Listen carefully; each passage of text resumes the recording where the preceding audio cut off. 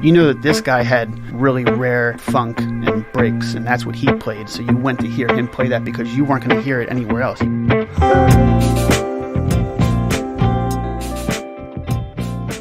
If you've lived in Baltimore at any point over the last 15 years, odds are you've danced your ass off to a DJ Impulse set. And if you've lived here over the past year, my guess is you've been to a night brunch, which is co-hosted by today's guest alongside another Hey Baltimore guest, Jason Bass.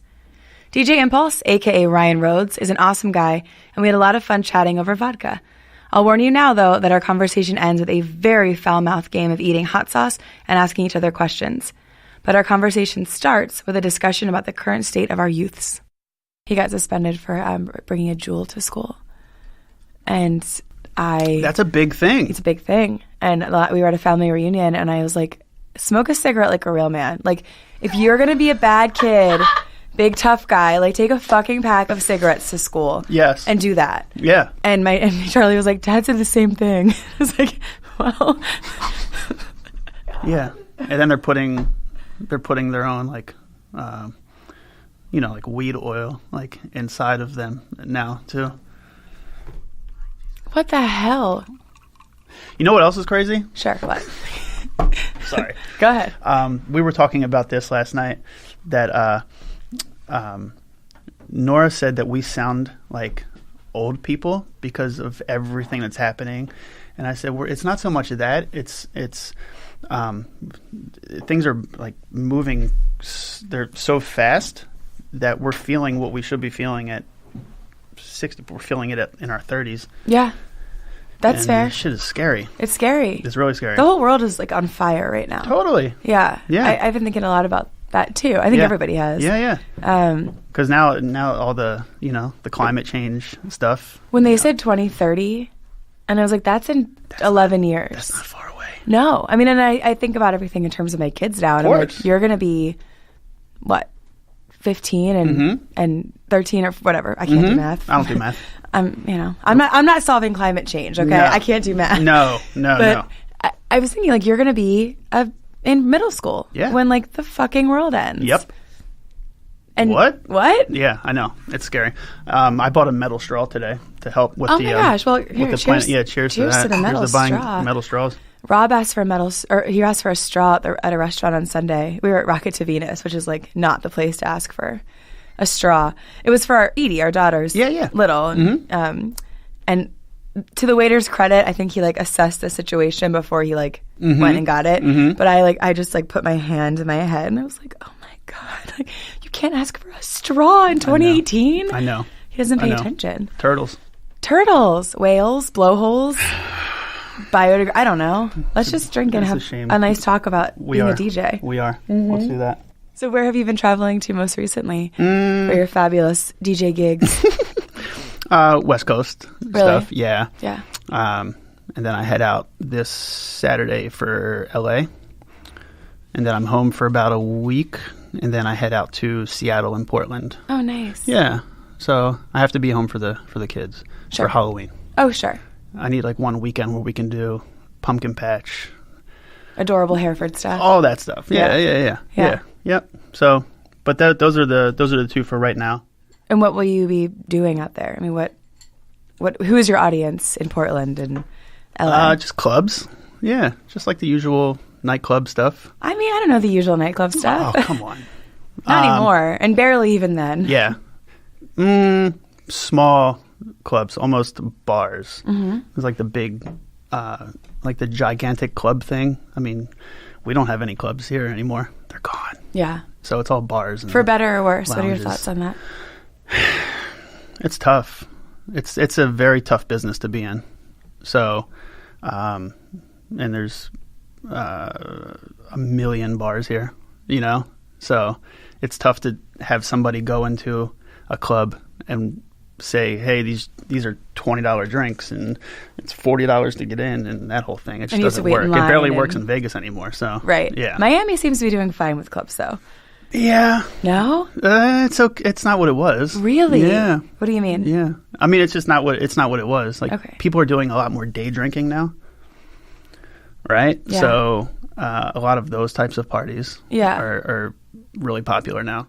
I've been 3 times, all for, like, bachelorette girls' weekend type things, and every time we've had to go to Live and Wall. Oh God, isn't that awful? That's what you have to do though. You have to do it. It's like they make you do it. You have to. Those are the ones. Yeah, that's Those are the ones. So you did it right. Oh God. Yeah. Yeah, it's like awful though. It's horrible. It's like $60 for like 3 vodka sodas. And I know. No. And it just smells like Axe body spray. Mm-hmm. It has been nice going like. I've always been in a relationship when I've gone. Yeah. You know, like, or married. Mm-hmm. So I didn't have to worry about. Right. Like, I could breathe the fumes in and not have to worry about, like, anything more. Right. Yeah, it's pretty For awful, sure. though. For sure. Mm-hmm. Yeah. How did you get into DJing? I played the drums from maybe 3 till about 10 years old. And then I started getting into, like, watching Yo MTV Reps. Yeah. So I would always see the DJs in the background, and it just intrigued the hell out of me. Mm-hmm. And then my mom had a nice collection of records that I would just tear up on her turntable. And then when I was 13, I asked my family for turntables for Christmas, and they said, how about some golf clubs? Oh. Yeah, that whole thing. Really thought that was going to be the turning point. Yeah. I was like, well, I kind of really want these. And then they also didn't know that they still made records at that time. That was back. Are you a good golfer? I'm decent. So there was some merit to that gift. I'm decent. They really were pushing me for that. So, but I was just... I wanted to do that. So you always, your whole life, you knew that this would be... Oh, yeah. Oh, my gosh. Yeah. That's kind of incredible. Something in music, for sure. And then I just locked myself in my bedroom. I went to school, came home immediately, just practice. And school, you're from here, right? Yes. So school is... You're north... I went to Parkville. Parkville, okay. Yes. I knew you were like off 695 somewhere. Okay. Yeah, I went to Parkville. Okay. So, and just practiced until I was decent enough, and I made little mixtapes and sold them in high school and middle school, really. Yeah, eighth grade. Eighth grade is when I pretty much started. Oh my gosh. Yep. So, not to like age you. No. But what was DJing when you were like coming of age? I mean, did people get it, or were they like? Oh yeah. Because it's ubiquitous now. Yeah. But was it then? Everybody's a DJ now. Well, but everybody knows what it is. Right. Least. Of course. Yeah. Yeah, it was. There was only a few places where you can go and buy records. Mm-hmm. They were expensive.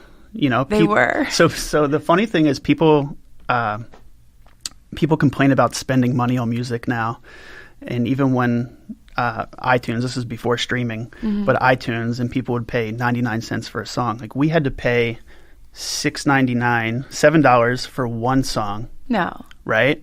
But you had to buy 2 of them, because you needed the instrumental to go into the actual song.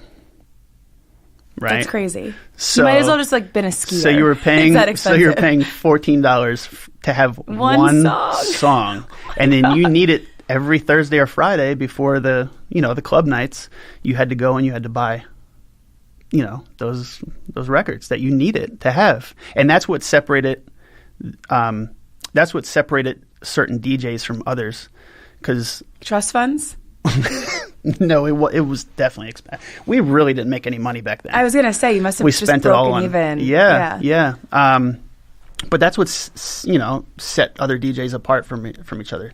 You know that this guy had really rare, funk and breaks, and that's what he played. So you went to hear him play that because you weren't going to hear it anywhere else. You couldn't just go on the computer and look for these songs. That didn't happen. Not in 1970 when you were 12. I know.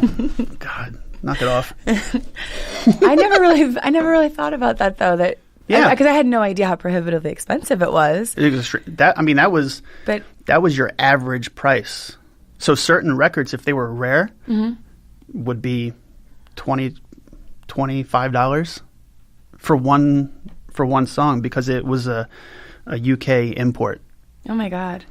You would never hear that if you went to if somebody came and they heard it, like, what is that? I have no idea what that song is. It's amazing. I've never heard it anywhere else. And then how would you find out what the song was? Would you have to go ask the DJ? You'd have to ask the DJ. And what a lot of DJs did was cover the record label with a drink coaster. They'd cut a hole.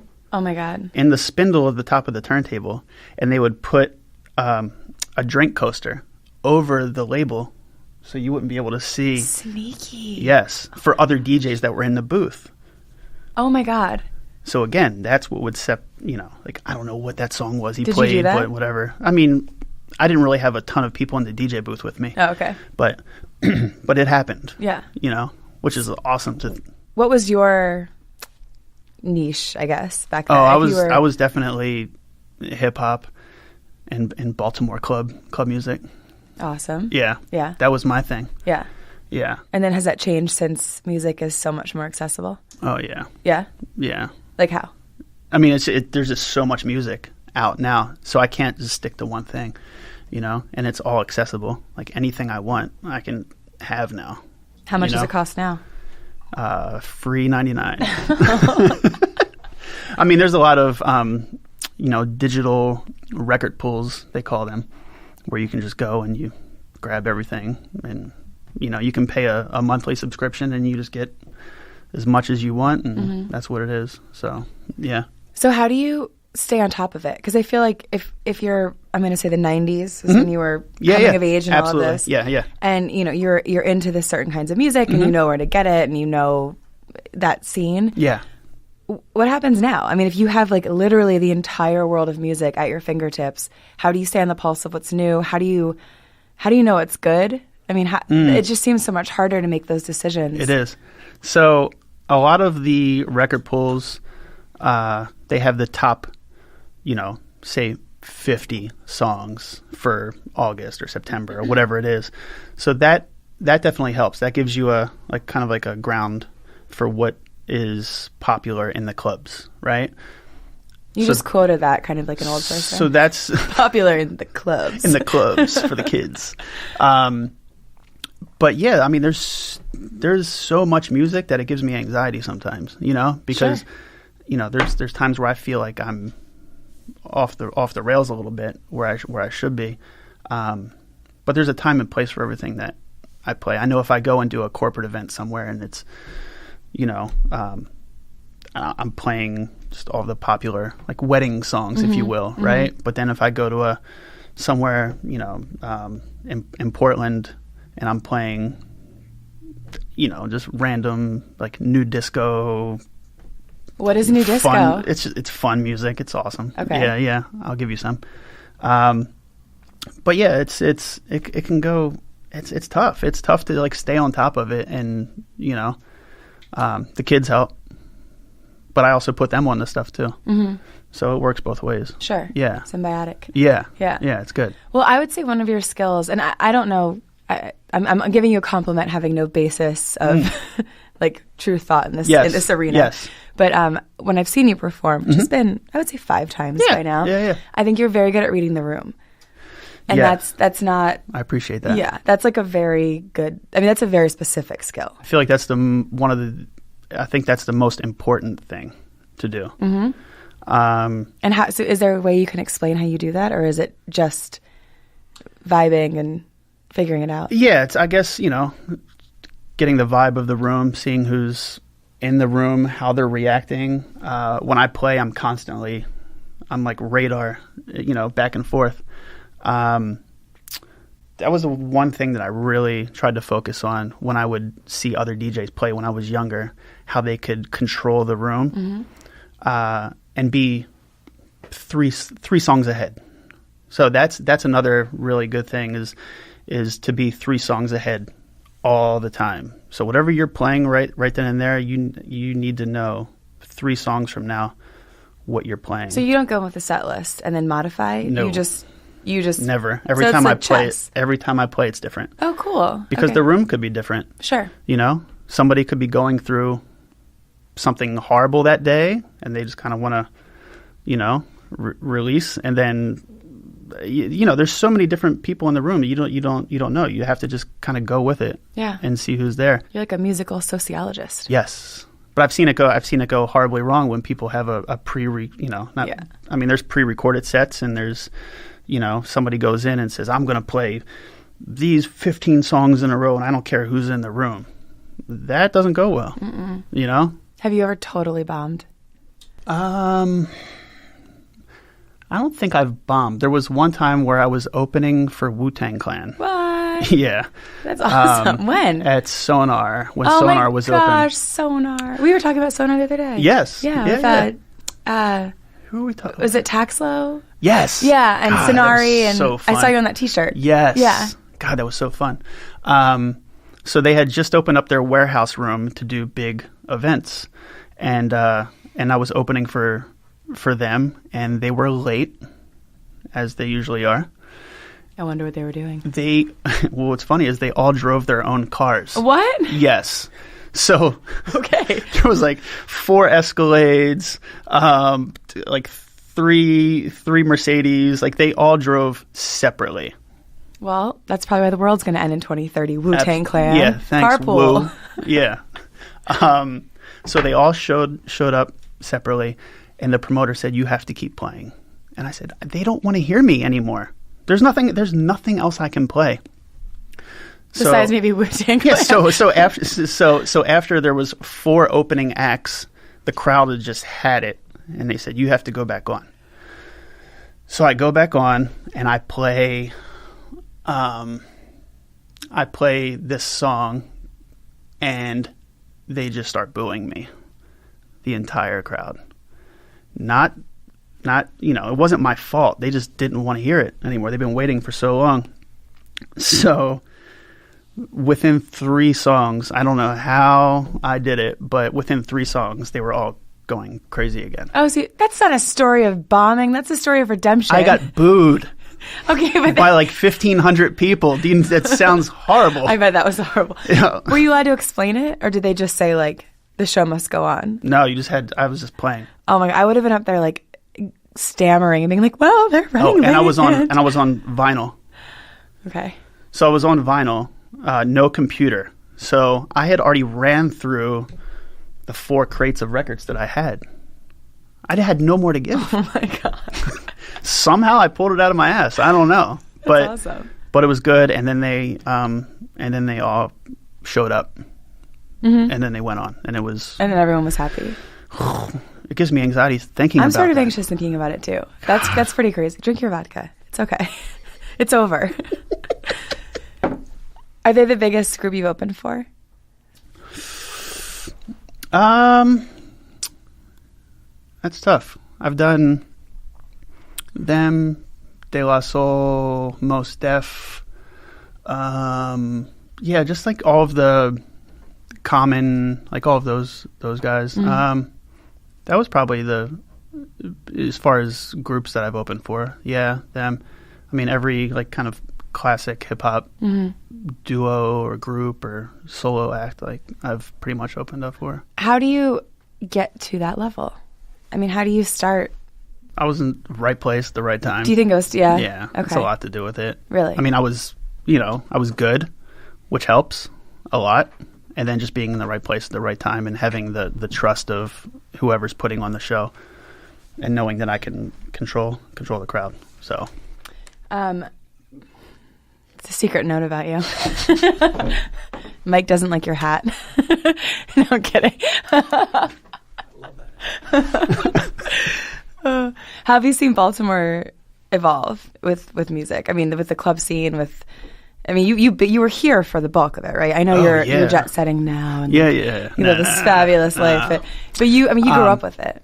Oh, totally. So I feel like I grew up in the prime time. Yeah. You know, we had great clubs here. Like Paradox was one of my favorite clubs.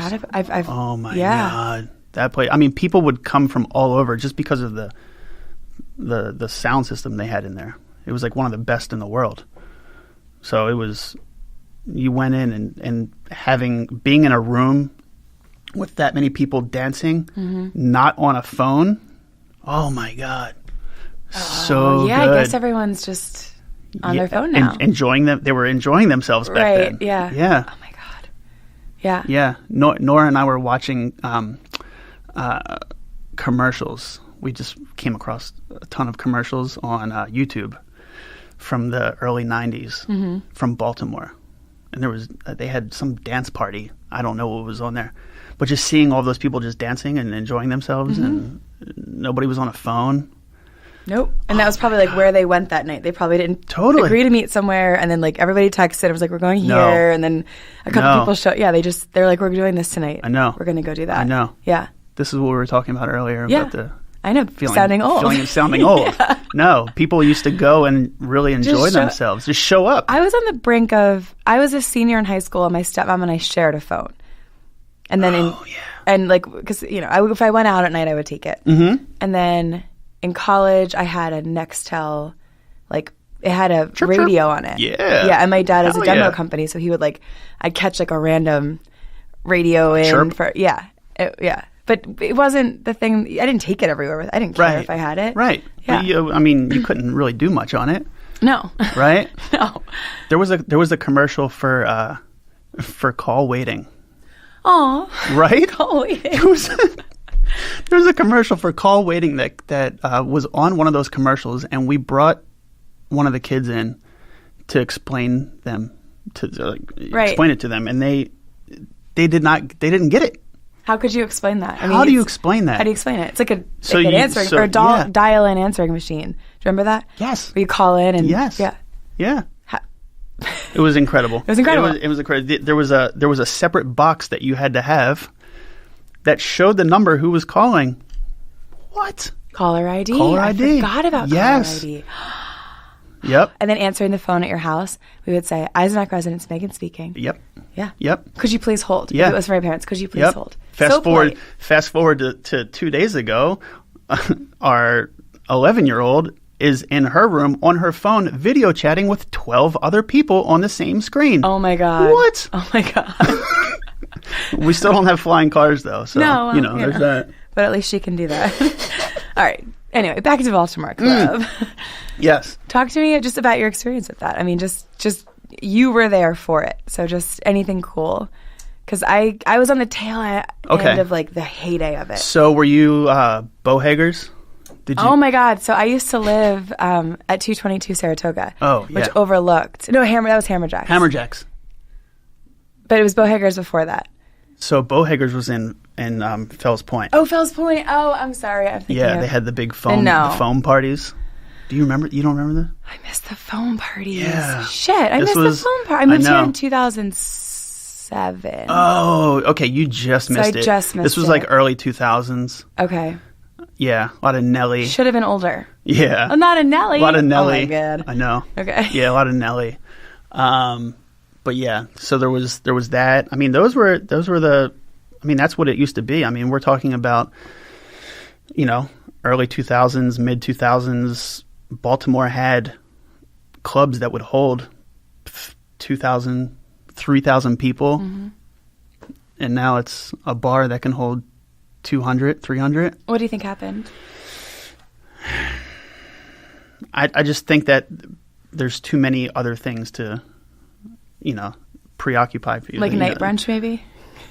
I'm just kidding. Because you have music there. Yes, we do have music there.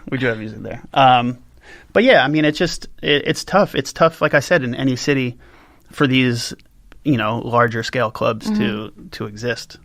Just there's so many other things. Mm-hmm. I mean, look at retail is dealing with that stuff now too. Like malls are just kind of things are changing. That's just what it is. Yeah. I mean, you just have to kind of take the good with the bad. Well, and I also think, I can remember Girl Talk came to Sonar. Oh, and I remember that. Mm-hmm.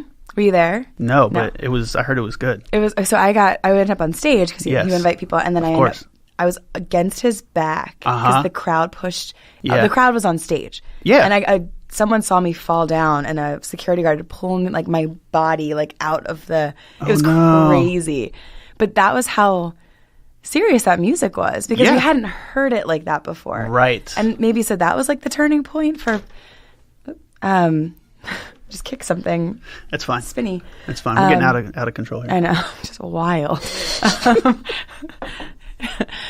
I hadn't heard music like that before. Right. And at the time, and I don't want to brag, but I was dating a DJ. Ooh. Yeah. Not a famous one. Okay.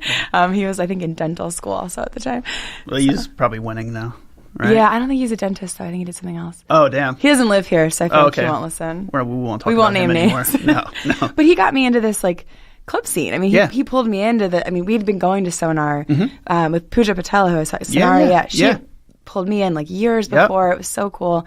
But seeing that evolution firsthand was amazing. Yeah. And you were, like, part of it. Yeah. So you came here in, the 90s, the late 90s were great, early 2000s were great. But those late 2000s were probably my favorite musically, because we were all hearing this music that we haven't heard. And that's when, we call it Blog House, because there were all these, blogs that were out that now all of these DJs and producers could just flood the internet with this music that was just like, what the hell is this? It's 15 different things in one. And a party like Taxlow was one of those places where you could just go. It didn't matter what you were, anything, just what or just, how you were. Yeah, just bring it. And you were just in this room of, 500, 1,000 people, just sweaty, dancing to this music that you've never heard before. And still, people there wasn't all the social media stuff to distract them from having an amazing time, Yep. But that was kind of like where it began. And, that was when Artscape had the really cool stages, the party stages with the DJs, where the college is now. What is that? Where Micah? No. UB. Yes. Yep. So that was a parking lot, and I saw some amazing acts there. Yeah. Yeah, it was awesome. Who do you think was the best Baltimore-based artist that you saw in that time, DJ or otherwise, rapper or whatever? It's tough. There was a lot of, K Swift was one of the, R.I.P. Mm-hmm. She was, I think that was probably it. I mean, she just controlled the city, with the music, her voice, like everything. People loved her, Okay, so you just pulled out, we took a little break to make some cocktails, and you just pulled out a bottle of hot sauce, which my friend Emily will be very excited about, because the first time we ever met, I had brought my own hot sauce to a restaurant for trivia night. Okay. So Emily, you'll like this. But it says more than one drop, ellipsis, ghost pepper is suicide. Why? So I've been listening to this podcast since you started. Thank you. And I've heard, long-time listener, first-time caller. I've heard multiple people mention the Hot Ones show on YouTube. I don't think you've watched it yet. No. You still haven't watched this. No. This is why I brought this goddamn hot sauce. So okay. So this is it. So no. So okay. it is a show where they interview people, and the hot wings get increasingly hotter as the questions get tougher. Right. I forgot about. Right. So I just happened to bring that at some point in this podcast. We're gonna do a little dab of it.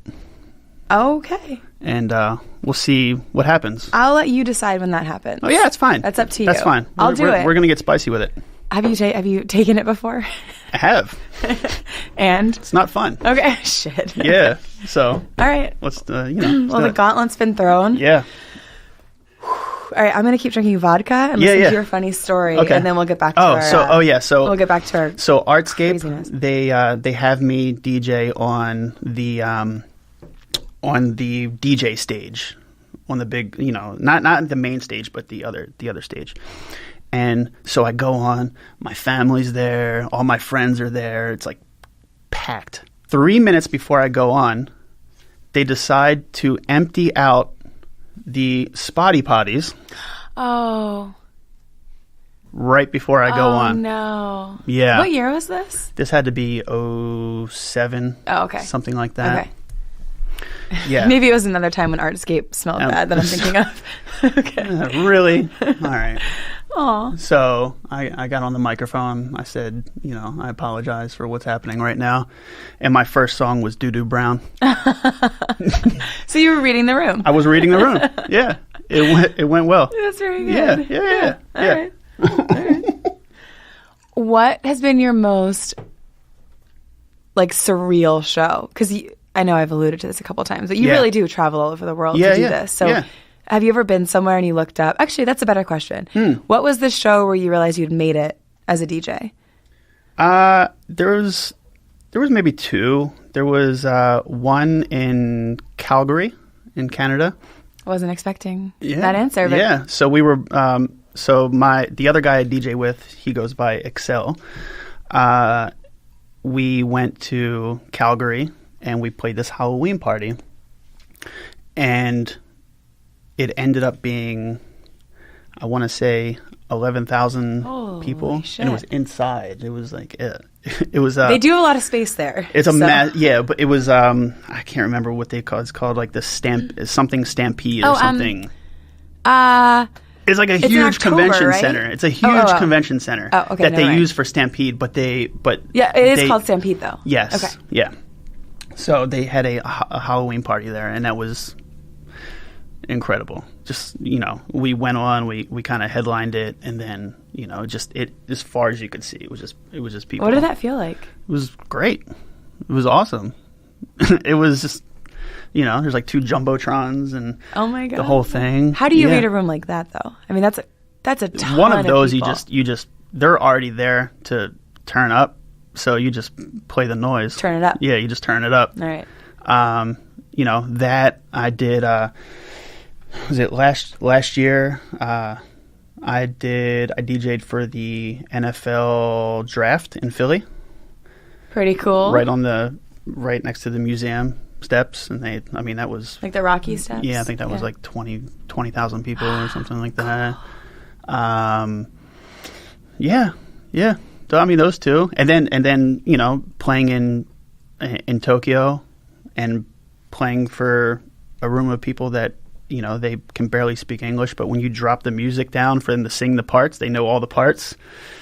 It's kind of surreal. It's awesome. Were you playing a club in Tokyo, or was it one of your? Okay. Yep. Yeah. You love Japan, right? Love it. Yeah. Yeah, it's my favorite. It's my happy 6 place. times? Yeah, like 5 or 6 5 or times. 6 times. Okay. Yeah.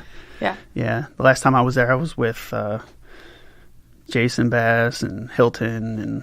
Oh, I saw you did a little throwback series. Yeah. I was very jealous. Yes. Yeah. So, Hilton had been there before, but it was Jason's first time. So now he kind of has the Japanese bug. It's so cool. I haven't been, but that's so good. Majorly on my list. It's so good. Yeah. I highly recommend it. Well, sure. Yeah. Do you ever? I got engaged there. You got engaged there? Yes. Recently, right? No, right? Because you're still engaged, correct? Yes. Okay. Yes. I am. It's gonna. We're working on it. I feel like you're happen. committed. I'm committed. She's not going anywhere. No, she's not going anywhere. Okay. No. When was that, or how was this? What did you do? I did it right in the middle of the Shibuya crosswalk where all the people are. Okay. I think I might have told you this before. I have an obsession with that crosswalk. Yeah. Because I am super extroverted, but I need rules and like law. I'm very German. I need people to do what they're supposed to do. And so Japan to me is everyone's around me and everyone's just staying in their lane, following the rules. Right? Absolutely. So that would actually, if you could tell my husband to re-propose to me there. I watch videos of that crosswalk. I'm obsessed with it. There's a video of it happening. Yeah. Oh yeah. No. Yeah. I think I showed it to you. But she thought it was fake. She thought I was giving her a toy sushi ring. What does the ring look like? A toy sushi ring? No, it's a diamond. Okay. Yeah. But yeah, no, it was, the really cool thing about it was all of those people. There had to be, I don't know, 5,000 people. It was like prime time walking through. This happened. I proposed to her, and not one person looked at us. Because they were horrified that you were breaking the rules. Maybe they couldn't. I don't know. Were you on one knee? But when you look past, when you look at the video, you can see nobody even everybody's just doing their own thing, not even a thing. So it felt like we were in this weird bubble of just people who didn't care about you. I mean, one of the craziest. I mean, it's the craziest crosswalk in the world. Yeah. And nobody cared. So she said yes, though. She did. After she realized it wasn't. It wasn't a sushi ring. Okay. Yeah. It was That's real. so great. Yeah. It was good. That's a good proposal. It was good. Thank you. You're welcome. Thank you. That's I appreciate very good. that. Mm-hmm. I'm impressed. So, what does someone have to do to become you these days? How do you become a DJ now? Can you become a DJ now? Oh, I mean, everybody's a DJ now. I am not a DJ. Yeah, but you could be. You have a computer. Is that all you need? Yeah. Really? Pretty much. Yeah. Yeah, I feel like you have gadgets and things, and I do, but so I lived in LA for a bit, and I saw what was happening out there, where if you were popular and there was a DJ in a particular place, somebody could come in. It could be like a C-list actor or whatever it is. Hey, I'm gonna bring like 20 of my friends in tonight. If you just don't mind, I'm going to take over the DJ booth with my phone or whatever. I feel like Paris Hilton did that a lot. Again, aging myself, but I can remember it being like Paris Hilton DJing. And do people still do that? Oh yeah. Really? Yeah, absolutely. Oh my God. Absolutely. You have like Brody Jenner is a DJ. Brody Jenner? Yes. Jesus. Like your dad's the greatest or mom. Your father was is that okay? All right. Your mother was the greatest Olympian of all time. Yes. Yes. And you're like a D-list celebrity DJ. Yep. Okay. Well, yeah. So there's tons of those. That's like the thing. So if your career is taking like a weird turn, it's like, oh shit, I'll try this DJ thing out because everybody else is doing it. Okay. But I feel like that's one of the only professions where you can do that. Like nobody can say, I'm going to try this dentist thing out for a little bit, Marine or biology. heart surgeon, Right. or whatever, you know. Podcasting. Or Hey, Hey-o. producer Mike. Hey, Mike. Yeah. So He's ducking behind the computer. so yeah, Whatever. that happens. Like that's one of those things. Does that detract from like what you perceive as your success? Mm-hmm. Is that a shitty question? Yeah. Sorry. No. What is she? Well, I mean, like if I mean, a lot of people have jobs, or like someone that's not good can do it. A lot of people have those kinds of jobs. Oh yeah. But yeah, not a lot of people have the kind of jobs where someone that's not good can do it and like make money. Right. So, but that's your job. That's my job. Right. So that's Yeah. So what is that like? I guess is my question. Do you get angry? I used to. Okay. I used to. But now I you're used, too old to get angry. But I used to get angry when I would go into a club or anywhere and I heard the DJ and they were shit. You know, that was just me. Somebody that has taken 20 years or so to perfect the art form, and then to see somebody come in because of their popularity or how many fake Instagram followers they have or whatever it is, and then you can just be that person. Sorry, you're scratching the I table. move my hands a lot. Yeah. You're going to get the pillow of shame. Oh, I heard about that pillow. Yeah. People have told me about you it. might get it. All right, I won't do it anymore. It's up to Mike. I'm not in charge of the pillow. All right, we're good. But it's sitting there. You can see it, right? Okay. I see it. I've heard about it. All right, cool. All right. I was talking to my husband about this recently. Mm-hmm. It's interesting that, like, I think we were talking about it earlier. There aren't celebrities in Baltimore. Yeah, but there are people that everyone knows. for sure. Isn't that kind of and maybe that's true of a lot of cities, but in like 2018, like there aren't. Yeah, you're talking about within the city. Yeah, like people know them. Yeah, yeah, absolutely. No, there's plenty. There's plenty of times where I personally, this isn't. I'm not saying this to be like sound a certain way, but like I can't really go too many places without knowing somebody. People, yeah. Without knowing people. People that you know, not just people who know you, or both. Both. Yeah. Random. Yeah. I've walked down the street. We were coming from some sort of food event, and there was he had to be in his early 60s, and we walked past, and he turned around and he said, "Hey, are you DJ Impulse?" And I said, "Yes." and he said, "I really enjoy what you do on, you know, Instagram," or what. I guess that's where he followed me. I was like, yeah. But I turned around, really I was like, wow, that was awesome. Yeah. That was really cool to know so that that's cool. like I'm actually reaching real people. Yeah. You know? And then I think it was the other night we went to the local oyster for their party or whatever, and there was a little kid that was walking past, and Chino, Bluebeard, they were. He must have seen him from something and stopped and wanted to talk to him. So it's like, it's really cool to see, you know, that we're actually reaching people, and, you know, they appreciate what we're doing, you know? By the way, I saw that you were there, which is, 2 blocks from my house? Mm-hmm. No call, no text, no invite? Nothing? We were there for a little bit. Mm-hmm. Whatever, it's fine. We were there for a little bit. It's fine. Maybe I invited you on the podcast. maybe Obviously, like 15, I got over it. Maybe like 15 minutes. Mm-hmm. But you think, like, let's say you're 22, you can do this now. You can rise God. to the, yeah. Okay. Yeah. All right. Yeah. I wouldn't recommend it to my worst enemy to Why? become a DJ. Why? It's just oversaturated, and it's super difficult to make a name for yourself now when everybody has. But that's what I'm asking. Yeah. Like everybody has the everybody can just go out to Guitar Center, or not even Guitar Center.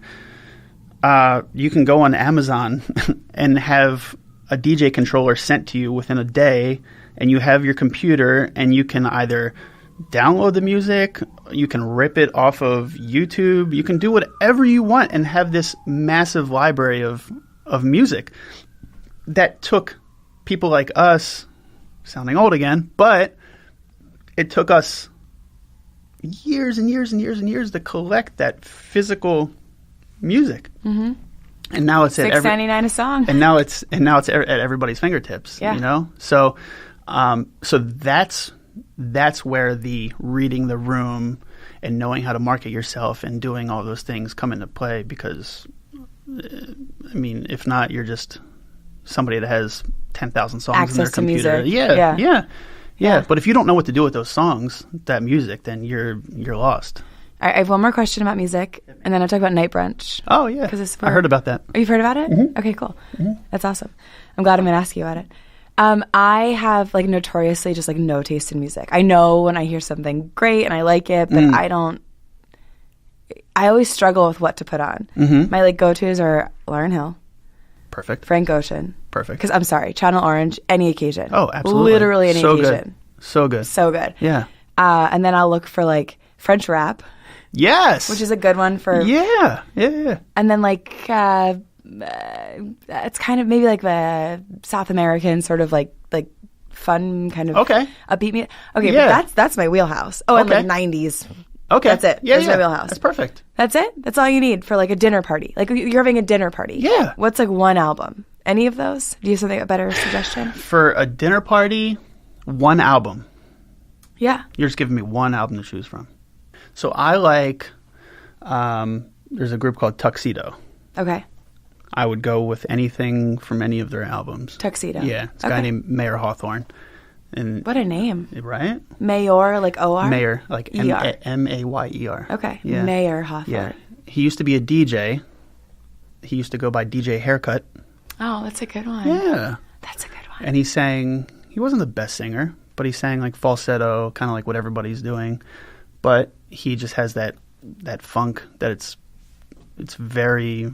awesome. It's so good. Okay. Yeah. So like that, Good dinner party music. Yeah, good dinner party music. Okay. I would play that. What about, like, rooftop party? You live in Federal Hill. You're having... Can we pick another location? Oh, you're like, okay. No, I'm just saying, like, You're saying, like, just rooftop in you're general. having, like, 25 people over. You live in Baltimore. You're having a bunch of friends over to, like, play root and drink beer. What about, like, a rooftop in Mount Vernon? Okay. Right? All right. You been to one of those, have you? I have been to one of those. It's awesome. God, I would play some of, like, the new disco-y fun stuff. Maybe some, like, Afrobeat type, you know, stuff like that. Okay. Like, that. I think that would be fun. Okay. But I don't think you're not far from. I'm okay. Yeah, you're good. All right. Yeah, we just have to work on your public speaking. Yeah, I know. I tried to help you with that at your party. You did help me. Yeah. Greatly. I should say. Yeah. Orion. Yes. DJ Impulse. Yes. You were our DJ at the Hey Baltimore party in April. Yes. It was a fun party. It was a fun party, Yes. but I think you had a lot to do with it. Oh, well. I mean, that was some, and I remember thinking. Alcohol helped. Alcohol always helps. Come on. Yeah. But there would be, you were like early 2000s, Like Ja Rule and pop, hip hop. Things of that. Yeah. For some reason, that was what you read that night, and that was what I was putting out. And that's what I'm always putting out. Like That's what I was catching. The theme of my birthday party this year was like 2004. Yeah. So Yep. you nailed it. Yeah, perfect. Yeah. Yeah. It was really good. I celebrate Ja Rule's entire catalog. Oh, Ja Rule. He's so good. And Nelly, like we were saying. Nelly. I mean, play some Nelly. Yeah. Fun music. Fun music. It's just fun music. It was a different time and place. I know. Yeah. We can't keep talking about Cheers to how 2004. old we feel. No, how much the world's changed. Is what we're talking about. Yes. Yeah. All right, well, let's go to night brunch. Sure. Because this is a long podcast. Is it? I think it how is. Far, how many minutes? 51. 51 Oh my minutes. God. It feels like This two. is almost like the treason one. I know. Wow. I think that one was like 126. Okay. All right. But we don't. I don't want to beat that, but You don't want to make them feel bad. okay. It's fine. All right. Cool. Night brunch. Nothing's going for them, so just give them that at least. Thank you. Night brunch. How Yes. did you and Jason? Speaking of treason, Yeah. you and Jason Bass have Yeah. conceived of this wonderful project that's just completely taken off. Yeah. Where instead of brunch on a Sunday when you're hungover, you get hungover at brunch. You go drink at night on a Yes. Wednesday somewhere in the city. Yes. And you play music. And Correct. So, how did you think of this? Jason and I were trying to think of.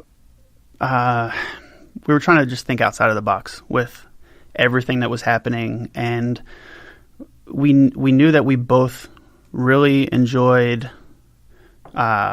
food. We enjoyed cocktails. We enjoyed music. It's extremely difficult throughout all of the years of DJing, and Jason was also a party promoter in Baltimore as well. It's hard to get people out in the city during the week. Monday through Wednesday is just like is a struggle. It doesn't matter how cool anything is. It's just tough. So we wanted to find a way where we could bring people out, let them come out, even if they wanted to bring their family, Which I've children, done. which you've done, which is amazing. Very early. That's perfect. It's amazing. We encourage that. To basically come out, enjoy themselves. The party is from 6 to 10. It's on a Wednesday. We stop it at 10 o'clock because if you're responsible enough, you can come out, have a good time, have some drinks, Go to work the next day. and you could still make it to work the next day. So that was one of our main goals. And we also wanted to kind of show places in the city, restaurants, venues, where people may not go to, they're just new to them, places that we like, and just kind of put people onto new places and things that they maybe haven't seen, and being able to play, like every time I play different music. So every night brunch is different, from the music to the cocktails to the music that's playing. To like everything is different. We want to give people a new experience each time.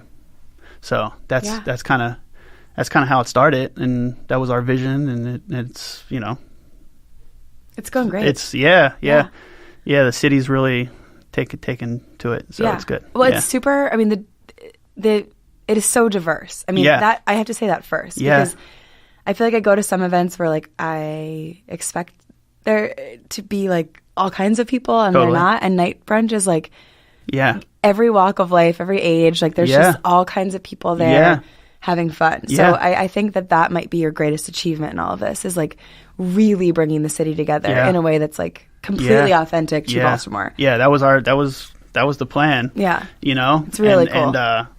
And to do it was, I mean, to see it happen, from a small idea, Like, let's just see if we can put this, bring this to fruition, that thanks to everybody that's been supporting. It's awesome.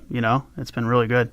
The first one we went to was Wet City. Yes. And that one, I don't know if this is like a turning point one, but so that's when we took our kids to. Yes. We got there at like 5:30 and left at 6:30. Yep.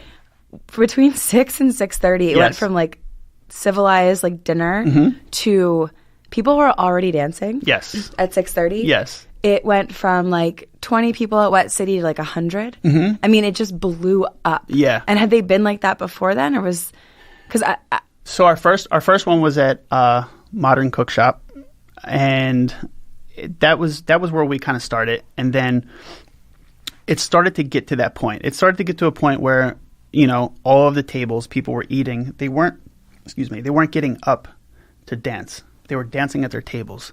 So I felt like we had something there, and then moving on to Wet City, that just happened to be the one that really turned for us. That was the one that it turned into a party. I had a feeling it was like one. Electric that night. That was the one. Yeah. I mean, people still talk about that one. And then from that point, going from there to Port Covington and us doing, going from 150 people to 700 people and watching it grow, that was, crazy. It was great to see. Yeah. We were with Jason at lunch or something recently, or over the summer, and I can't remember which one it was. Maybe it was Sir Duke. Oh, yeah. Maybe, but it had been like maybe 12 hours since it had gone up and it was sold out. Yeah. And I saw him in that moment of being like, holy shit, it's sold out. And it was so cool. Just, I felt like grateful to witness that moment of like, this is a fucking success. Yeah, it's every time we're just completely... It's a good idea. Yeah, it's amazing. Yeah. It's amazing to see people, the city, support us and know that we're doing something, for them. Well, and Baltimore for us too. loves to eat. They do, and we love to drink. Yes, we love to dance. Yes, and I think Baltimore actually really loves supporting Baltimore. They do. I mean, if you get Absolutely. and I think that this celebrates all of that. Absolutely. So good job. Absolutely. Cheers. Thank you. Cheers. I appreciate a little that. vodka cheers Yeah. to you. Well, I'm going to ask you some questions. Some more questions. We do, a couple of questions at the end of each podcast. Oh, you have a notebook? So here's the thing, Megan. I always listen to, like I said, this podcast, and I always hear you ask these questions, and every time, I just don't want to have the same. I don't have the same answers. Okay. But even some of them are going to be the same answers, but I'm going to give you a few more that maybe people don't know about. All right. Or whatever. I promise I won't take. Well, I did take one question time. away and added a new one. Hit me. I feel like it's going to be about coffee. It's not, but that would have been better. Shit. Okay. Well, Okay. I'll ask you about coffee anyway. No. Okay. All right, go. Okay. So, favorite place to go on a date with your lovely, beleaguered fiance. All right. However many years. We were talking about this earlier. Okay. Most of our dates are. We don't have the kids. Some dates are just going to Target. But last Hunt week, Valley Target, I assume. yeah, of course. Okay. So last week we took a motorcycle ride up to a place called Filler Up, which is Stop it! I was there 2 weeks ago. yes, Yeah, as you know, I'm from the Maryland line area. So we went up there, and we ate in the little it's food in a gas station, but it's cute. It's cute. And awesome. York Road's beautiful. Yeah, of course. We also like to do maybe Peko Peko, the ramen place over by Hopkins. Okay. So we'll go there, and then we'll go to the BMA. We'll do stuff like that. Okay. So that's good dates. Yeah, those are great. Yeah. All right. Favorite place to get a drink? So go to your notes. I know it's hard to remember. All right, so these two are very popular. Okay. So it is WC, Harlan, obviously, Avi, and Bluebird. I knew you were going to say Bluebird. Yeah, I mean that's it. I'm not a huge drinker, but those are two places they're they're classics. What are you going to do? Yeah. So I can't remember. I replaced dinner with favorite place to get daytime brunch. Not night brunch, daytime brunch. Yeah. Our favorite brunch is Scoville. Sure. Yeah. Okay. I mean, it's amazing. How could it not be? Yeah, how could it not be? It's awesome. Yeah. Favorite place to be outside? So we do Oregon Ridge. Sure. The NCR. They're both up there, up that way. Both beautiful places that you can get. Well, you can get lost in Oregon Ridge, but It's beautiful. NCR is Just just get back to the hill one and you're trail. fine. You're good. You can't get lost there. And we also like Fort McHenry. I like this city county balance. That's here. what I was trying to. Okay, all I was right. trying to give people a little taste Your whole of. life is a city county balance. It is. So that's good. It is. Fort McHenry is lovely. It is. When you can sit on that one side and just watch the boats come in and just it's awesome. I love it. Yeah. We're doing family portraits. We do them every year, Mm-hmm. and we're trying to figure out where to go in the city. Are they for Christmas cards? Yeah, or like we do. They're usually like slightly political holiday cards. But yes, Perfect. I like that. If you want to say Christmas Yeah, cards, sure. that's fine. Holiday cards. Yes. But we have not been able to think of a place to do it. But Fort McHenry, that's not a bad. It is beautiful. We thought about Graffiti Alley, but maybe it's Fort McHenry. Yeah. Okay. Yeah. All right. Favorite place to buy a gift? All right. There's a place in Hamden. Uh-huh. I don't know if anybody's been there yet. It's called Trove. And so I have another one. I have another Carmen one. Brock, perhaps? Yeah. Okay. So I have that, of course. But I also have the wine source. Okay.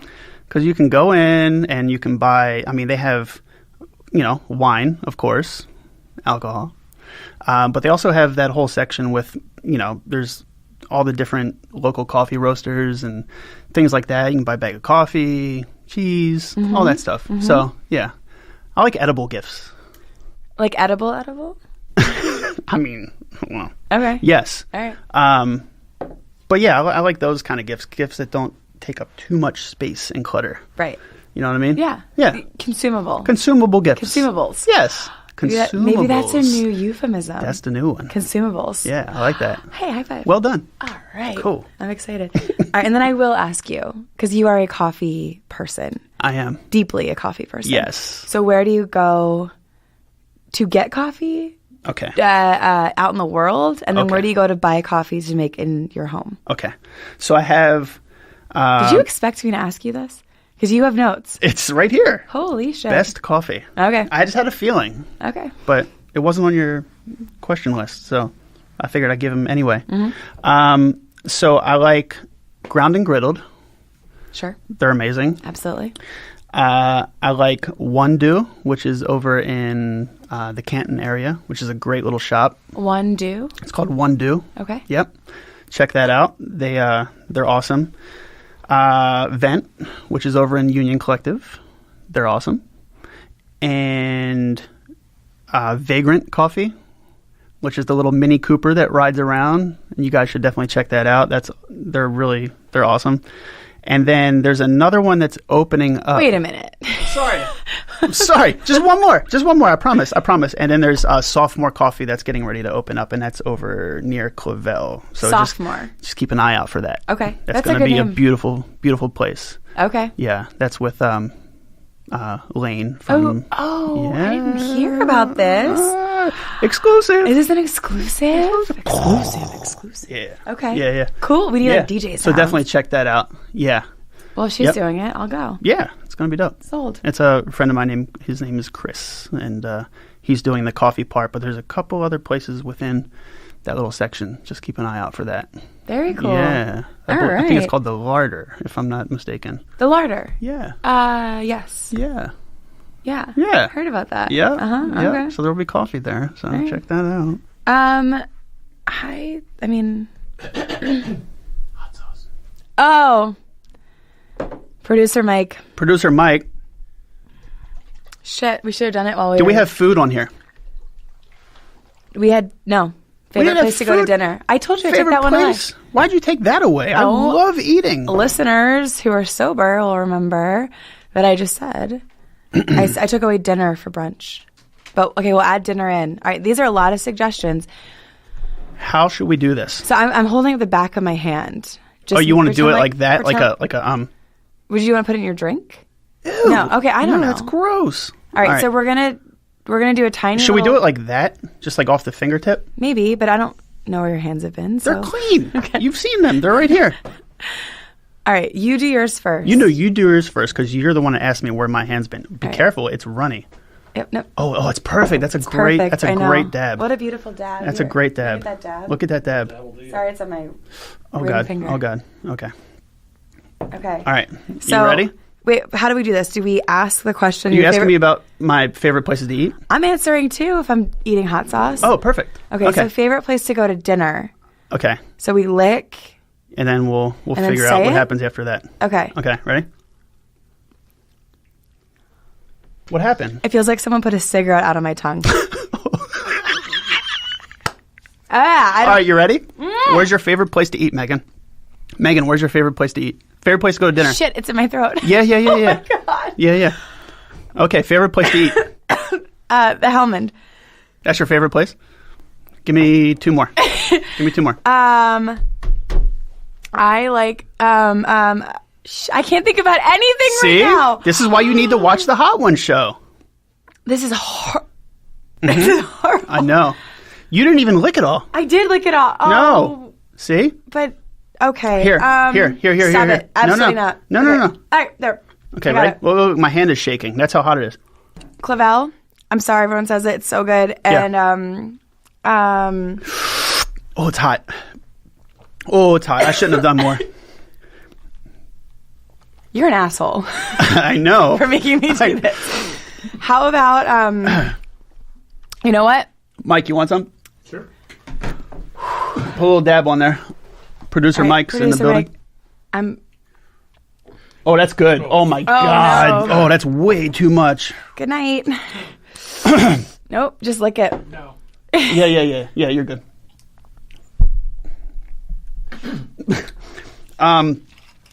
By the way, this is 500,000 Scoville units.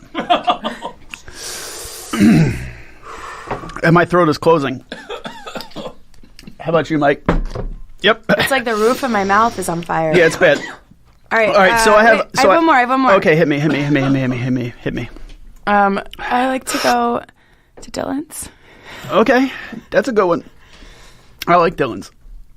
The problem is I'm also kind of drunk, so I'm like weepy about Baltimore and my mouth's on fire. Yeah. Go. Okay, all right. So I'm going to cross the county city line. I'm going to do Ekuben, of course. It's my most craveable food in the entire city. I like Jimmy's Seafood, which is in Dundalk. It's incredible. Clavel, of course. Hot Pot Hero, which is in Ellicott City. Wet City. Okay. And my last one in the county is a place called Smoke. Appropriate. Okay. Wow. I feel like I have my adenoids like... Did you ever read Roald Dahl books? He wrote Charlie and the Chocolate Factory. Charlie and Chocolate Factory, yes. He wrote Oh, God. a story about how he wrote a memoir. My eyes are watering now. Yeah, this is like a linger. That's what I'm saying. So imagine asking these questions as it gets hotter. It's getting hotter. Yeah.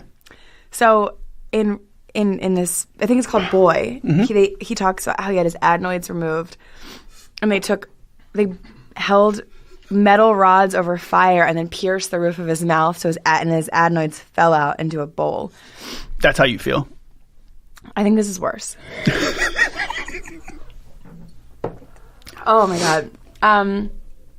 Well, on that I wanted to make it memorable. fiery note, DJ Impulse, Ryan Rhodes. Yes. Cheers to you. I hate you just as much as I love you. Cheers to you. I just want to say that this podcast is amazing. I love what it does for the city, and I love the people that you talk to, and I've listened since day one, and I appreciate everything you guys do. That's just the hot sauce talking, but thank you.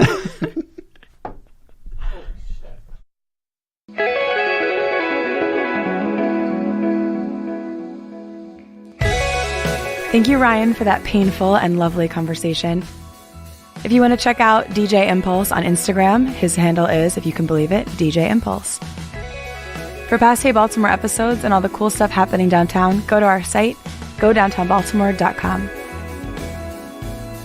Hey Baltimore is produced by Mike Evitz and made possible by Downtown Partnership. Our theme music is Artificial Sin by Super City. I'm your host, Megan Eisenach. And if you want to reach out, email us at heybaltimore@dpob.org. Thanks for listening.